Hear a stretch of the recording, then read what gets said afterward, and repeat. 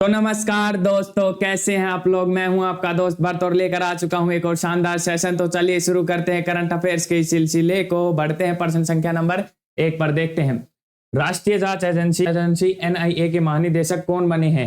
हाल ही में हमारे राष्ट्रीय जांच एजेंसी एनआईए के महानिदेशक बने हैं, वो कौन बने हैं?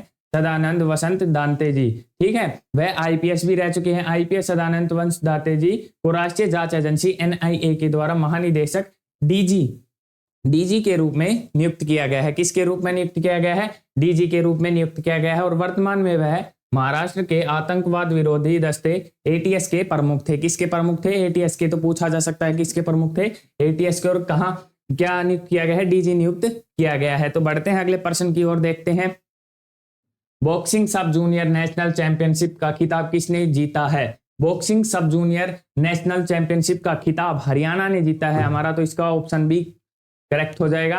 प्रतियोगिता का आयोजन कहाँ हुआ था? ग्रेटर नोएडा यूपी में हुआ था। ग्रेटर नोएडा यूपी के शहीद विजय सिंह पथिक इंडोर स्टेडियम में हुआ था। कहाँ हुआ था? शहीद विजय सिंह पथिक इंडोर स्टेडियम में हुआ था। इंपॉर्टेंट क्वेश्चन बन सकता है। तो चलिए बढ़ते हैं अगले प्रश्न की ओर। देखते हैं लुइस मोंटेनेग्रो किस देश के नए प्रधानमंत्री बने हैं? हाल ही में लुइस मोंटेनेग्रो है, वह किस देश के प्रधानमंत्री बने हैं? तो इंपॉर्टेंट क्वेश्चन बन सकता है यहाँ से भी। तो वह पुर्तगाल के प्रधानमंत्री बने हैं। तो ऑप्शन बी बिल्कुल सही हो जाएगा।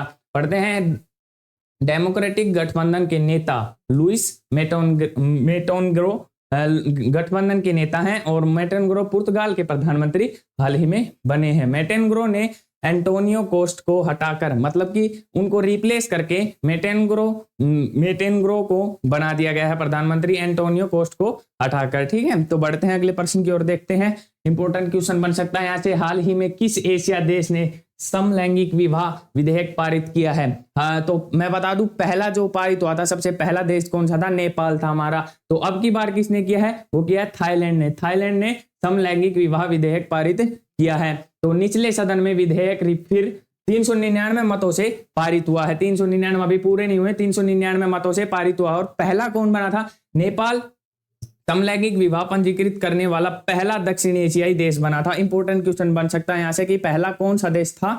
वो था हमारा नेपाल, पहला दक्षिणी एशिया देश था। तो अगले प्रश्न की ओर बढ़ते हैं और देखते हैं डेनियल कनमैन का निधन हो गया है। हाल ही में डेनियल कनमैन का निधन हो गया है। उन्हें किस क्षेत्र में नोबेल पुरस्कार से सम्मानित किया गया था? उन्हें किस क्षेत्र में नोबेल पुरस्कार से सम्मानित किया है? उन्हें ऑप्शन ए इसका सही आंसर हो जाएगा, आर्थिक इकोनॉमिक साइड से उन्हें पुरस्कार से सम्मानित किया गया है। इजराइल अमेरिका वे दोनों रह चुके हैं। इजराइल भी रह चुके हैं और अमेरिकी भी रह चुके हैं। संज्ञानात्मक फिजिशियोलॉजिस्ट और अर्थशास्त्र में नोबेल पुरस्कार विजेता डेनियल कनमैन का निधन हाल ही में हो चुका है। और कनमैन को 2002 में अर्थशास्त्र, मतलब कि इकोनॉमिक्स के ऊपर नोबेल पुरस्कार सम्मानित किया गया है। तो किसके ऊपर किया गया है? 2002 में किया गया है और अर्थशास्त्र के ऊपर किया गया है। तो इंपॉर्टेंट क्वेश्चन बन सकता है। तो चलिए बढ़ते हैं अगले प्रश्न की ओर। देखते हैं अगला प्रश्न, आईपीएल के इतिहास में किस टीम ने सर्वाधिक स्कोर बनाया है? हाल ही में आईपीएल को तो ट्रेंड में चल ही रहा है टॉपिक।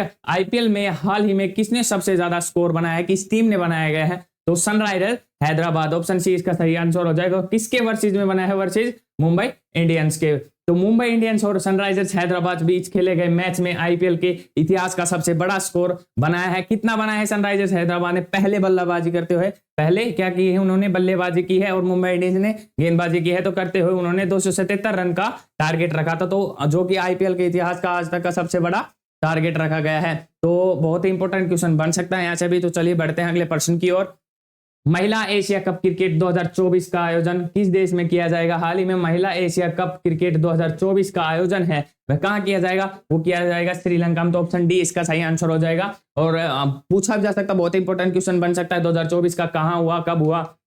महिला एशिया कप क्रिकेट 2024 का 19 से 28 जुलाई तक श्रीलंका के दाम्बुला में खेला जाएगा। कहाँ खेला जाएगा? श्रीलंका में खेला जाएगा। और श्रीलंका में कहाँ खेला जाएगा? दाम्बुला में खेला जाएगा। कब खेला जाएगा? 2024 19 से 28 जुलाई तक खेला जाएगा। इंपॉर्टेंट क्वेश्चन बन सकता है यहाँ से। तो बढ़ते हैं अगले प्रश्न की ओर। देखते हैं वर्ष 2024 का पहला सेना कमांडर सम्मेलन किस शहर में आयोजित किया गया है? इंपॉर्टेंट क्वेश्चन बन सकता है बहुत ही। 2024 का पहला है, पहला कमांडर सम्मेलन किस देश में आयोजित किया गया है? देश में नहीं, शहर में। किस शहर में आयोजित किया गया है? वो किया गया है नई दिल्ली में। तो ऑप्शन बी इसका सही आंसर हो जाएगा।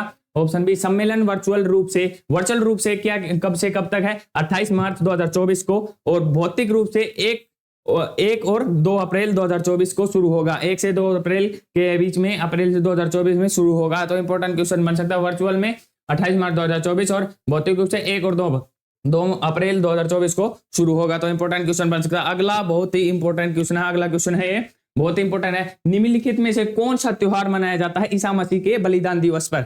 ईसा मसीह ये पूछा जा सकता है, डीएसएस बी में पूछा गया है, 2022 में ये पूछा गया है। बहुत ही इंपॉर्टेंट क्वेश्चन बन सकता है। कौन सा त्योहार मनाया जाता है? वो मनाया जाता है गुड डे फ्राइडे। तो इसका ऑप्शन डी सही आंसर हो जाएगा, गुड डे फ्राइडे। साल 2024 में 29 मार्च को, आज ही 29 मार्च को गुड फ्राइडे मनाया जा रहा है। 29 मार्च को कब बनाया जाता है? 2024 को 29 मार्च में बनाया जा रहा है, 2024 में बनाया जा रहा है good day Friday. Good day Friday को ईसा मसीह के बलिदान दिवस के रूप में मनाया जाता है। किसके बलिदान दिवस के रूप में बनाया जाता है? ईसा मसीह के बलिदान दिवस के रूप में बनाया जाता है। फिर बता देता हूं, बहुत इंपॉर्टेंट क्वेश्चन है, पूछा भी जा चुका है।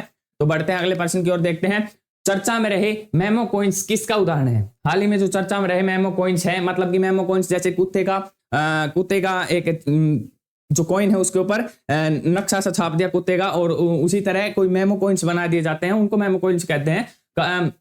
किसका उदाहरण है? तो है क्रिप्टो करेंसी का। क्रिप्टो करेंसी का है। हाल ही में क्रिप्टो करेंसी मेमो सिक्कों की एक नई श्रृंखला जारी की गई है, क्रिप्टो करेंसी मेमो सिक्कों की। ठीक है, किसकी? क्रिप्टो करेंसी मेमो सिक्कों की हाल ही में नई श्रृंखला जारी की है। इसे मेमोटिक टोकन क्या कहते थे? मेमोटिक टोकन भी कहा जा सकता है, सामुदायिक सिक्का के नाम से भी जाना जाता है। 2 नाम से जाना जाता है, कैसे? मेमोटिक टोकन और सामुदायिक सिक्का जारी किया गया हाल ही में। ठीक है, तो अगर आपको वीडियो अच्छी लगी हो तो इसे ज्यादा से ज्यादा शेयर कीजिए और चैनल को सब्सक्राइब कीजिए, ताकि हमारे अपडेट्स आप तक जल्द से जल्द पहुंचते रहे। मिलते हैं किसी नेक्स्ट इंटरेस्टिंग वीडियो में, तब तक के लिए जय हिंद।